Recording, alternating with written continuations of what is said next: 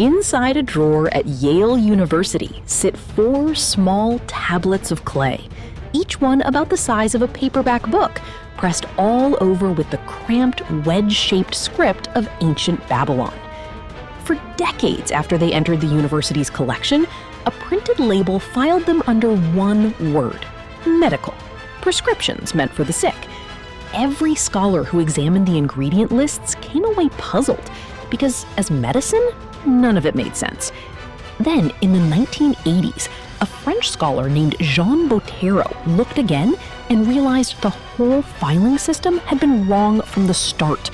The tablets were not medicine, they were dinner. That single correction raises a much bigger question than it first appears to. If trained historians spent decades staring at a menu and reading it as medicine, what else have we quietly gotten wrong about how people actually lived thousands of years ago? Kings leave statues, wars leave ruins and casualty counts. An ordinary meal leaves almost nothing behind, unless somebody happened to write it down. So when a record like this survives, complete enough to put an actual dish back on a plate, it becomes one of the most honest windows we have into daily life, long before anyone thought to build a monument to it. These 4 tablets are known today as the Yale Culinary tablets, and the oldest 3 are considered the earliest known written recipes on the planet, dating back nearly 4,000 years to the Old Babylonian period. Between them, they hold roughly 35 dishes, most of them stews, written in a clipped, commanding style that assumes the cook already knows the basics. Add the fat, add the salt, throw in the onion and the garlic. There are no measurements and no cooking times, just the confident shorthand of someone who has made this dish 100 times before and cannot imagine needing to explain it. One recipe in particular has become something of a celebrity among historians willing to actually cook it. It is called tuh'u, a word that may simply mean beetroot, although linguists still argue over the exact translation. The instructions call for searing a leg of lamb in rendered fat, then folding in red beets, onion, shallots, and fresh cilantro until the pot fills with a rich, meaty aroma. A splash of sour beer goes in next, along with crushed garlic and leek, and the whole mixture simmers down into something researchers who reconstructed it in a real kitchen described as remarkably close to a lamb stew you could still find on a table in Iraq today. Nearly 4,000 years later, the underlying flavor logic has barely changed. It took an interdisciplinary team assembled by the Harvard Assyriologist Gojko Barjamovich to actually put these Babylonian recipes back on a working stove, translating the terse commands into something a modern kitchen could follow, then tasting the results themselves. What they found was not primitive food. It was a layered, spiced cuisine, built by people who clearly cared how a meal smelled and looked, not only whether it filled a stomach. Beer itself carried an almost sacred weight for the Sumerians, celebrated through Ninkasi, their goddess of brewing, in a devotional poem called the Hymn to Ninkasi. The poem describes baking barley bread, soaking it, and coaxing it into a thick, nourishing brew. And for years, popular articles called it the oldest beer recipe in history. More recent scholarship has pushed back on that claim. Specialists studying the original Sumerian point out that the poem is genuinely difficult to translate with confidence, and that treating a song of praise as a literal step-by-step brewing manual probably asks more of the text than it was written to give. The techniques the hymn describes are real, echoes of brewing methods that predate the poem by centuries. Whether the poem itself ever functioned as an instruction manual, rather than a hymn that simply mentions the process along the way, is a question scholars are still arguing about today. Move the map west from Mesopotamia, and the story shifts from broth to bread. In Egypt, bread and beer were never treats. They were the backbone of daily survival. Grain grown along the banks of the Nile fed everyone from farmers to pharaohs, and Egyptian bakers folded in dates, coriander seed, and figs, then shaped the dough into triangles, animals, or even human figures before sliding it into clay ovens. And here is where a much older story falls apart under close inspection. For centuries, the popular image of the pyramids involved chained slaves working under the whip, a picture that traces back to a single source, the Greek traveler Herodotus, writing roughly 2,000 years after the pyramids were already built, based on secondhand stories he was told by local guides. What archaeologists have actually dug out of the ground at Giza since the late 1980s tells a very different story. Since 1988, the archaeologist Mark Lehner has led excavations of a purpose-built settlement just south of the pyramids. Its streets lined with bakeries, breweries, and workshops built to house and feed a resident labor force, not to work it to death. Nearby, tombs uncovered beginning in the 1990s held the remains of the builders themselves. And Zahi Hawass, the Egyptologist who led Egypt's Antiquities Authority at the time, has argued that slaves would never have been permitted to build tombs of their own so close to their king's sacred pyramid. According to one zoo archaeological study of animal bones found at the site, roughly 4,000 pounds of beef, sheep, and goat were delivered there every single day. These were not slaves, they were a rotating paid workforce, fed well enough that some were honored with burial a short walk from the very monument they helped raise. Across the Mediterranean, the Greeks took a more modest approach to the first meal of the day. A typical breakfast was barley bread dipped in wine, or small pancakes made from wheat flour, olive oil, and honey. Meat stayed rare, reserved mostly for religious sacrifice or the wealthiest households. What Greek dining is best remembered for is not really the food at all.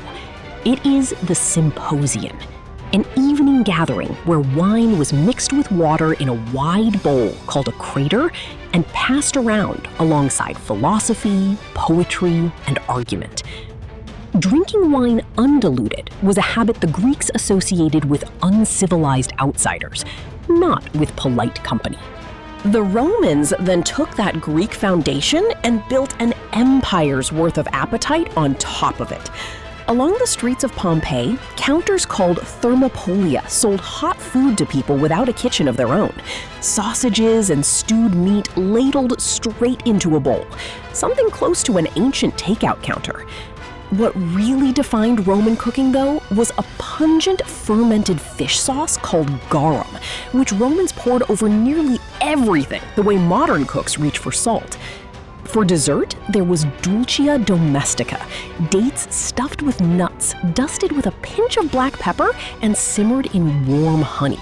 A dish that still turns up almost unchanged in kitchens around the Mediterranean today. Everything covered so far might suggest that the most advanced food science of the ancient world belonged to the Mediterranean. It did not. On the far side of an ocean that no Mesopotamian or Egyptian cook would ever cross, in a part of the world no European had yet reached, a civilization had already solved a nutritional problem that would go on to kill and disable people by the thousands, centuries later. If tracing a single dish this far back into history is the kind of thing that pulls you in, you may want to stick around for this next part. And if there is an ancient meal you would want investigated on this channel, the comment section is exactly the place to leave it. In Mesoamerica, the Maya and Aztec diet centered on maize, beans, and squash, three crops later nicknamed the Three Sisters. Maize on its own is a surprisingly poor source of nutrition. Its niacin, a vitamin the body needs to function, is chemically locked inside the kernel, and a diet built around raw, untreated corn can lead to a deficiency disease called pellagra, which causes skin lesions, severe diarrhea, and, left untreated, death. Mesoamerican cooks solved this problem centuries before anyone understood the chemistry behind it. They soaked and cooked dried corn in an alkaline solution made from water and wood ash or lime, a process now known as nixtamalization. That single step softened the kernels for grinding and released the niacin trapped inside them, turning corn from something merely filling into something genuinely nourishing. When maize was later carried around the world without that technique traveling alongside it, pellagra followed close behind. Outbreaks tore through parts of Europe from the 1700s onward, and in the early decades of the 20th century, in the American South alone, pellagra sickened millions of people and killed an estimated 100,000, largely because communities eating maize as a staple had never adopted the alkaline soaking step that made it safe. In other words, the Aztecs and their neighbors had already solved, by trial and by taste, a chemistry problem that would go on to kill people who never learned how corn was actually meant to be prepared. Maize fed the body. Cacao fed something closer to status and spirit. Aztec and Maya nobles drank a bitter, spiced beverage called chocolatl, made by grinding roasted cacao beans into a paste, then pouring the liquid back and forth between two vessels from a height until it built up a thick, prized foam on top. Flavored with vanilla, chili, and a red spice called achiote, it was reserved mainly for warriors, priests, and rulers, and it carried enough real-world value that cacao beans were used as currency at exchange rates later recorded by Spanish colonial officials, roughly 200 beans to one small silver coin.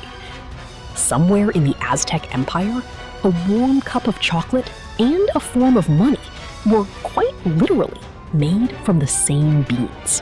Halfway around the world again, in the Indus Valley, and later in Vedic India, cooks were solving a different kind of problem: how to make modest ingredients taste extraordinary.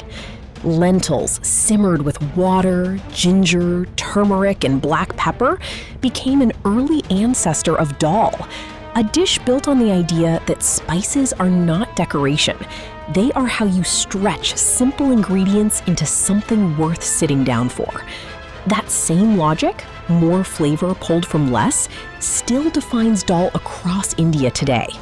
In China, cooks working with bronze vessels during the Shang dynasty more than 3,000 years ago were already steaming and braising food with real precision. It is often claimed they were stir-frying too, but the evidence does not really support that claim. Stir-frying the way we picture it needed thin metal woks and fast, controllable heat, technology that only becomes clearly established centuries later, closer to the Song dynasty. What the Shang and Zhou dynasties did establish, though, is a philosophy that has outlasted almost everything else on this list: that every meal should balance fan, the grain, against kai, the vegetables and meat served alongside it. Walk into a Chinese kitchen today, and that 3,000-year-old rule is still quietly running the menu. Line up all of these dishes side by side. A Babylonian beet stew, Egyptian bread shaped like an animal, a Roman date stuffed with pepper and honey, a foaming cup of Aztec chocolate, a bowl of spiced lentils, a plate balanced between grain and vegetable. A pattern starts to emerge that has nothing to do with borders or centuries. Every one of these civilizations, working in isolation from each other, arrived at the same basic conclusion: that food is never just fuel. It is chemistry, economy, religion, and status, all served on the same plate. The tablets that started this story were almost cataloged away for good as medical clutter. What they actually preserved turned out to be far more valuable than that. Proof that thousands of years before anyone wrote a history book, people were already turning dinner into an act of care.